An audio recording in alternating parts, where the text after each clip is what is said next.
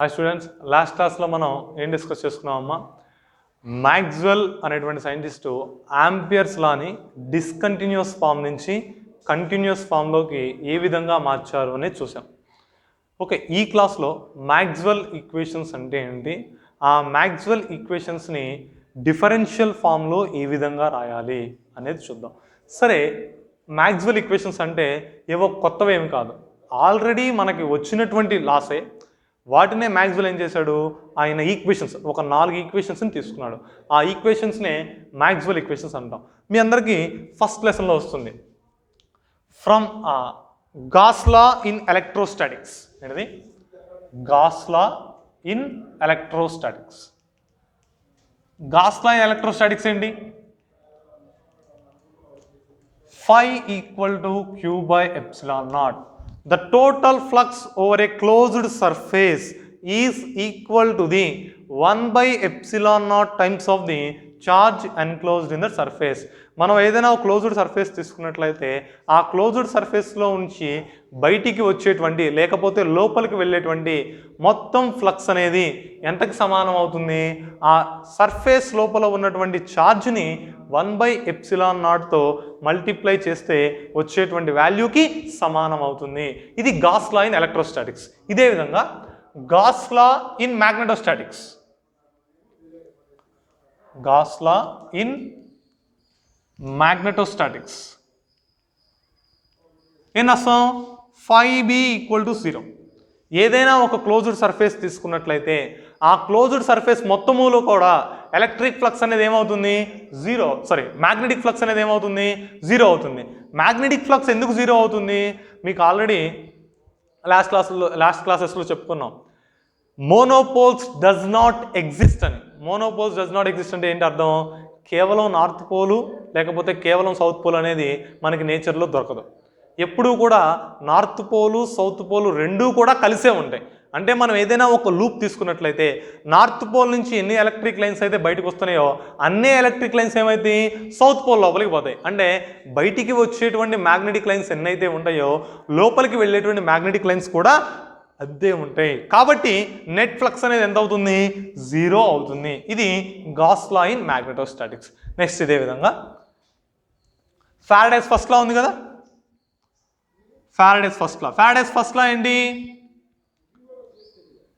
whenever there is a change in magnetic flux linked with the coil, some current is induced in the coil. Faraday ఏం చెప్పాడు? ఒక కాయిల్తో link అయినటువంటి flux అనేది మారుతూ ఉన్నట్లయితే అక్కడ కరెంట్ అనేది వస్తుంది అని చెప్పారు. ఆ వచ్చినటువంటి కరెంట్ ఎంత ఉంటుంది? అది మరి వచ్చినటువంటి కరెంట్ వలన వచ్చేటువంటి induced EMF E is equal to minus d∅dt. First law కాదు, second law. Maxwell second law ప్రకారం ఏం రాసుకోవచ్చు? The induced EMF in a coil is equal to the negative rate of change of magnetic flux linked with the coil. ఏదైనా ఒక కాయిల్లో induce అయ్యేటువంటి EMF అనేది ఎంతకు సమానం అవుతుంది? ఆ కాయిల్తో లింక్ అయినటువంటి ఫ్లక్స్ అనేది ఎంతైతే మారుతుందో అంతకు సమానం అవుతుంది. E is equal to minus d∅dt. Faraday's second లా. ఇదే విధంగా ఆంపియర్స్ లాని ఫోర్త్ లా కింద తీసుకుంటారు. ఆంపియర్స్ లా అన్నాం. ఆంపియర్స్ లా లాస్ట్ క్లాస్లో చెప్పాం కదా, closed integral b bar dot dl bar is equal to μ0 into I. Okay, జనరల్గా దాన్ని మ్యాక్స్వెల్ దేనికి ఏ విధంగా రెక్టిఫై చేశారు? μ0 into j plus epsilon naught into doe ఈ బై డో టీ కింద రెక్టిఫై చేశారు. ఇది Ampere's law. Okay, modified Ampere's law ఇది. ఓకే, ఆంపియర్స్ లా ఇంతవరకే, μ0 I వరకే. కానీ మోడిఫైడ్ ఆంపియర్స్ లా అంటే ఇలా రాసుకోవచ్చు, μ0 జేనా అయ్యా. ఓకే, ఇది ఈక్వేషన్.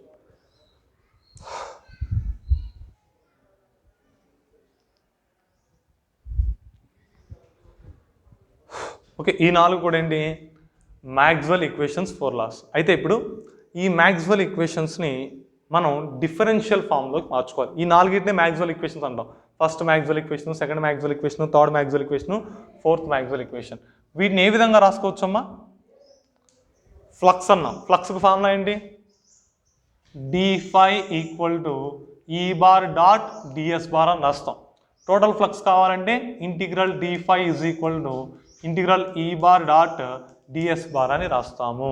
అంటే ఇక్కడ ఏం రాసుకోవచ్చు, ఫై ఈక్వల్ టు ఇంటిగ్రల్ ఈ బార్ డాట్ డిఎస్ బార్. ఈ ఈక్వేషన్ ప్రకారం దీన్ని మాడిఫై చేద్దాం. ఎంత వస్తుంది, ఇంటిగ్రల్ ఈ bar dot DS bar equal to queue by epsilon naught. Okay, ఇది నెక్స్ట్. అదేవిధంగా దీన్ని మారిస్తే ఎలక్ట్రిక్ ఫీల్డ్ కాబట్టి ఈ వచ్చింది, మ్యాగ్నెటిక్ ఫీల్డ్ అయితే బి వచ్చింది. అంటే ఇక్కడ 5b ఈజ్ కూడా రాయొచ్చు, integral B bar dot DS bar equal to 0 అని రాసుకోవచ్చు. నెక్స్ట్ ఇక్కడ ఈఎంఎఫ్ అన్నాం. ఈఎంఎఫ్ అంటే ఏంటి, నథింగ్ బట్ పొటెన్షియల్ డిఫరెన్స్. అయితే పొటెన్షియల్ డిఫరెన్స్కి మనకి ఫార్ములా ఏముంది, V ఈక్వల్ టు ఇంటిగ్రల్ ఈ బార్ డాట్ డిఎల్ బార్ అని వస్తుంది. V ఈక్వల్ ఎంత వచ్చింది, ఇంటిగ్రల్ ఈ బార్ డాట్ డిఎల్ బార్. ఇది పొటెన్షియల్ డిఫరెన్స్ కైనా ఇదే, ఈఎంఎఫ్ కైనా కూడా ఇదే ఫార్ములా. దీని ప్రకారం దీన్ని మనం ఇంటిగ్రల్ ఈ bar dot DL bar is equal to minus d5 by dt.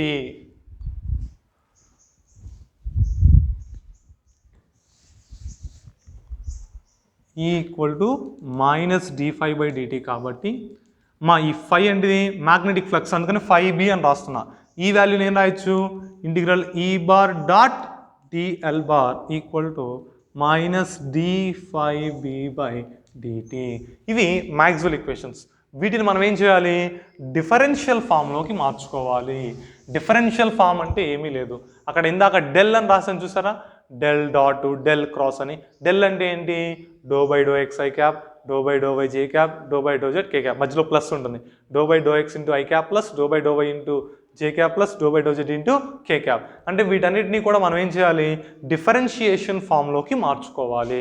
సరే, ఏ విధంగా మార్చుకోవచ్చు అనే చూద్దాం. Differential forms. సరే, ఇవి మార్చాలి అంటే మనకి కొన్ని ఫార్ములాలు అవసరం. ఏం ఫార్ములాలు, లాస్ట్ క్లాస్లో చెప్పుకున్నాం.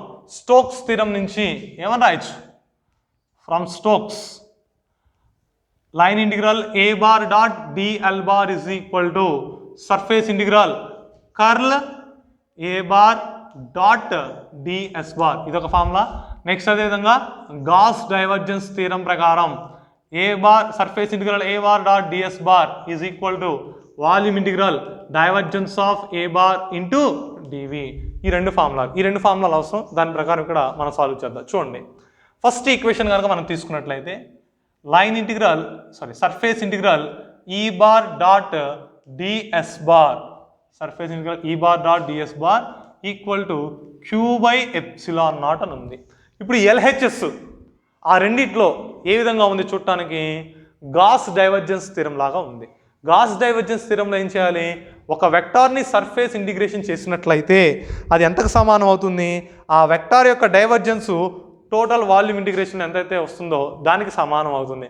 అంటే ఇప్పుడు గాస్ డైవర్జెన్స్ థీరం ప్రకారం ఇప్పుడు ఈ ఎల్హెచ్ఎస్ని ఏమని మార్చుకోవచ్చు, E bar dot DS bar is equal to, అక్కడ ఏ ఉంది, ఇక్కడ క్యాపిటల్ ఈ ఉంది, ఏ ప్లేస్లో ఈని సబ్స్టిట్యూట్ చేయండి, ఏమవుతుంది, volume integral divergence of E bar into DV అవుతుంది.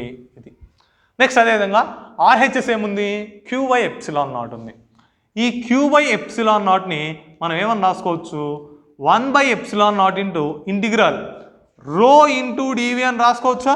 క్యూ అంటే ఏంటి, టోటల్ ఛార్జ్. టోటల్ ఛార్జ్కి ఫార్ములా అయింది వాల్యూమ్ ఛార్జ్ డెన్సిటీ ప్రకారం, volume charge density is equal to total charge by volume. అప్పుడు టోటల్ ఛార్జ్ ఈజ్ ఈక్వల్ ఏమవుతుంది, integral rho డివి అని రాస్తాం. Integral rho డివి ఎప్పుడు రాస్తాం, నాన్ యూనిఫామ్ డిస్ట్రిబ్యూషన్ అయితే మనం అలా రాసుకోవాలి, ఇంటిగ్రల్ రో డివి అని. అంటే ఇక్కడ ఈ రెండు ఈక్వేషన్స్ని తీసుకెళ్ళి ఈ ఫస్ట్ దాంట్లో మనం సబ్స్టిట్యూట్ చేద్దాం.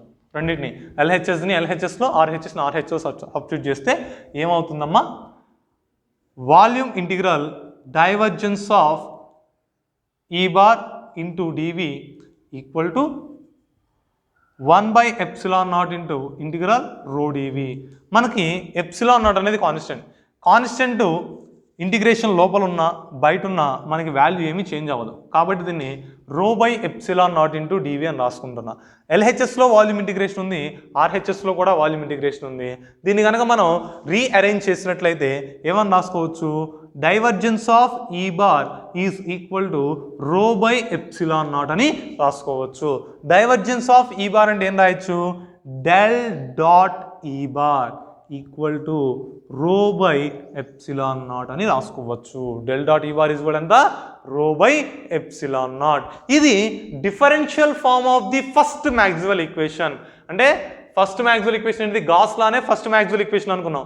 ఈ ఫస్ట్ మ్యాక్స్వెల్ ఈక్వేషన్ని డిఫరెన్షియల్ ఫామ్లో ఏమని రాయొచ్చు, డెల్ డాట్ ఈ bar is equal to rho by epsilon naught అని రాసుకోవచ్చు. ఇది ఫస్ట్ది. ఇప్పుడు రెండోది ఏముందమ్మా, surface integral be bar dot DS bar is equal to 0. Surface integral be bar dot DS bar is equal to 0. ఏంటిది, మ్యాక్స్వెల్ సెకండ్ ఈక్వేషన్. ఇప్పుడు ఈ రెండిట్లో అంటే స్టోక్స్ స్థిరము, గాస్ స్థిరంలో ఈ ఎల్హెచ్ఎస్ అనేది ఏ విధంగా ఉంది, స్టోక్స్ స్థిరం లాగా ఉందా, గాస్ స్థిరం లాగా ఉందా? అంటే గాస్ స్థిరం అప్లై చేయొచ్చు, స్టోక్స్ స్థిరం అప్లై చేయొచ్చు. మనం గాస్ స్థిరం అప్లై చేయొచ్చు. గాస్ స్థిరం ఏముంది, integral surface integral a bar dot DS bar is equal to volume integral divergence of a bar into DV అవుతుంది. అంటే ఇక్కడ ఏ ప్లేస్లో ఇక్కడ ఎంత ఉంది, బి ఉంది. అంటే గాస్ డైవర్జెన్స్ థీరం ప్రకారం ఈ ఈక్వేషన్ కనుక మనం మాడిఫై చేసినట్లయితే volume integral divergence of b bar into DV equal to 0 అవుతుంది. అంటే దీని ప్రకారం దీన్ని మనం ఏం రాసుకోవచ్చు, del dot b bar, nothing but ఈ ఈక్వేషన్ రీఅరేంజ్ చేసాం అనుకోండి, del dot b bar equal ఎంత వచ్చింది, 0 వచ్చింది. ఇదేమో first differential form of the first Maxwell equation, ఇది differential form of the second Maxwell equations. Okay, ఇదే విధంగా మనం ఏం చేయాలి, థర్డ్ది ఫోర్త్ది కూడా రాసుకోవాలి. ఫస్ట్ ఏంటిది, del dot E equal to rho by epsilon naught. రెండవది ఏంటిది, del dot B is equal to 0. ఇది సెకండ్ డిఫరెన్షియల్ ఫార్మ్. అదేవిధంగా మూడోది నాలుగోది కూడా చూద్దాం. సరే, థర్డ్ ఈక్వేషన్ ఏంటమ్మా, లైన్ ఇంటిగ్రల్ ఈ bar dot DL bar equal to minus d5b by dt. అంతేనా ఉంది? ఓకే, మనం ఫ్లక్స్ అన్నాం. 5b అంటే ఏంటిది, magnetic flux. Magnetic flux formula ఏంటి, integral be bar dot DS bar కదా.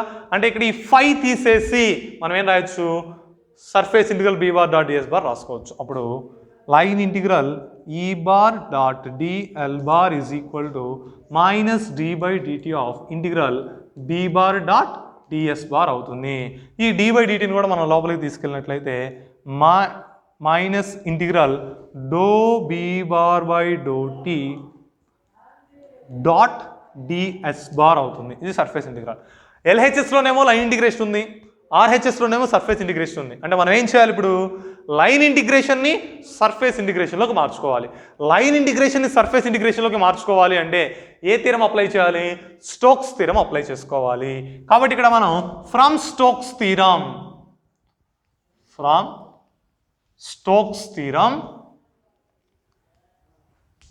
ఏమని రాసుకోవచ్చు, లైన్ ఇంటిగ్రల్ ఈ bar dot DL bar is equal to surface integral curl A bar dot DS bar. Okay, ఇదిగోండి Stokes theorem ప్రకారం అక్కడ A bar into dl bar is equal to surface integral curl A bar dot DS bar అని ఉంది.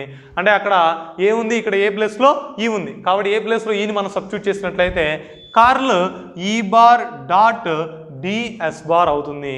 ఈ వాల్యూని తీసుకొచ్చి ఈ ఈక్వేషన్లో సబ్స్టిట్యూట్ చేయండి. దెన్ మనకేమవుతుంది, integral curl E bar dot DS bar is equal to minus surface integral do B bar by do T dot DS bar అవుతుంది. ఇప్పుడు రెండు వైపులా ఎల్హెచ్ఎస్లో సర్ఫేస్ ఇంటిగ్రేషన్ ఉంది, ఆర్హెచ్ఎస్లో కూడా సర్ఫేస్ ఇంటిగ్రేషన్ ఉంది. మనం కనుక దీన్ని రీఅరేంజ్ చేసినట్లయితే ఏం రాసుకోవచ్చు, curl E bar is equal to minus do B bar by do t అని రాసుకోవచ్చు. అంటే దీన్ని మనం ఏం రాయొచ్చు, del cross E bar equal to minus do B bar by do t. ఇది మ్యాక్స్వెల్ థర్డ్ ఈక్వేషన్ యొక్క differential form, nothing but differential form of the Maxwell third equation. Del cross E equal to minus do B by do t. Okay, do B bar by do t రాసుకోవచ్చు. Vector ఫామ్లో రాస్తే B bar రాసుకోవచ్చు, సింపుల్గా రాస్తే del cross E equal minus do B by do T ఎలా రాసినా problem లేదు. Next నాలుగోది, ఫోర్త్ ఈక్వేషన్ ఏంటి, line integral be bar dot DL bar is equal to mu naught into J plus epsilon naught do ఈ by do T అవుతుంది. Okay, ఇప్పుడు ఈ equation మనం ఏం చేయాలి, మళ్ళీ డిఫరెన్షియల్ ఫామ్లోకి మార్చుకోవాలి. సరే, మరి డిఫరెన్షియల్ ఫామ్లోకి మార్చాలి అంటే ఏం చేయాల్సి ఉంటుందమ్మా, మనకు రెండు వైపులా కూడా ఒకే ఇంటిగ్రేషన్ వచ్చే విధంగా మనం మార్చుకోవాల్సి ఉంటుంది. ఓకే, ఇక్కడ యాంపీయర్స్లో ఏంటమ్మా, B bar dot DL bar is equal to mu naught into J plus epsilon naught do ఈ by do tea.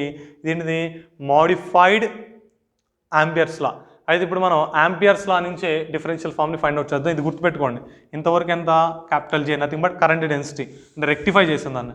Amperes law line integral be bar dot D bar is కూడా ఎంత, మ్యూ నాట్ ఇంటూ ఐ. ఇప్పుడు దీని నుంచి మనం ఏ విధంగా రాసుకోవచ్చు, LHS అనేది ఏ విధంగా ఉంది, స్టోక్స్ థీరం ప్రకారం మార్చుకోవచ్చు. ఫ్రమ్ స్టోక్స్ థీరం ఏమని రాసుకోవచ్చు, line integral be bar dot DL bar is equal to, అక్కడ ఏమో చూడండి, A bar dot DL bar is equal to surface integral curl A bar dot DS bar. దాని ప్రకారం ఇక్కడ line integral be bar dot DL bar is equal to surface integral curl B bar dot DS bar అని రాసుకోవచ్చు.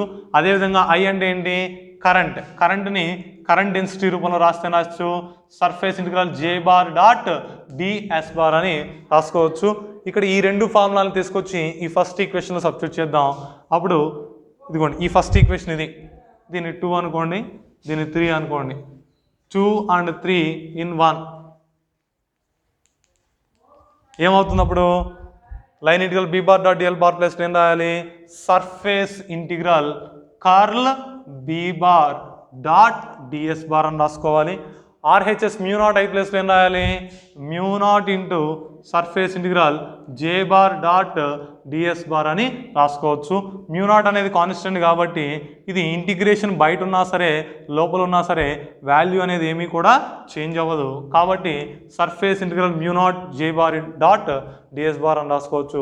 ఇప్పుడు ఈ equation మనం గమనించినట్లయితే LHS surface ఇంటిగ్రేషన్లోనే ఉంటుంది, ఆర్హెచ్ఎస్ సర్ఫేస్ ఇంటిగ్రేషన్లోనే ఉంటుంది. కాబట్టి దీన్ని రీఅరేంజ్ కనుక మనం చేసినట్లయితే ఏమవుతుంది, curl B bar is equal to mu naught into J అవుతుంది, నథింగ్ బట్ జే బార్. అయితే ఇక్కడ కర్ల్ బీ బార్ అంటే డెల్ క్రాస్ బీ బార్ అని రాసుకుంటాం. Del cross B bar is equal to mu naught into J అన్నాం. J అంటే ఏంటి, current density. ఇక్కడ జే మాత్రమే ఉంటే యాంపియర్స్లో అనేది కంటిన్యూటీ అవుతుందా డిస్కంటిన్యూటీ అవుతుందా, డిస్కంటిన్యూటీ ఈక్వేషన్ అవుతుంది. కాబట్టి మ్యాక్స్వెల్ అనేటువంటి సైంటిస్ట్ ఏం చేశాడు, దాన్ని రెక్టిఫై చేశాడు. ఏ విధంగా, జే ప్లస్లో ఏమని రాయాలి, J plus epsilon naught do ఈ బై డో టీ అని రాయాలి. కాబట్టి ఇక్కడ mu naught into J plus epsilon naught do ఈ బై డో టీ అని రాసుకుంటాము. ఓకే, ఇది fourth differential form of the Maxwell equation. Maxwell fourth equation యొక్క differential form del cross B is equal to mu naught into J plus epsilon naught do ఈ by do t. Okay, ఇది మనకి differential forms. ఇవేమో Maxwell 4 equations. ఈ Maxwell 4 equations యొక్క 4 differential forms ఇవి. First రెండునేమో dot ప్రొడక్ట్లో ఉంటాయి, తర్వాత రెండు కూడా క్రాస్ ప్రొడక్ట్లో ఉంటాయి. సరే, ఓకే, ఇంతవరకు మనకి Maxwell equations in differential forms. అయితే ఇప్పుడు మ్యాక్స్వెల్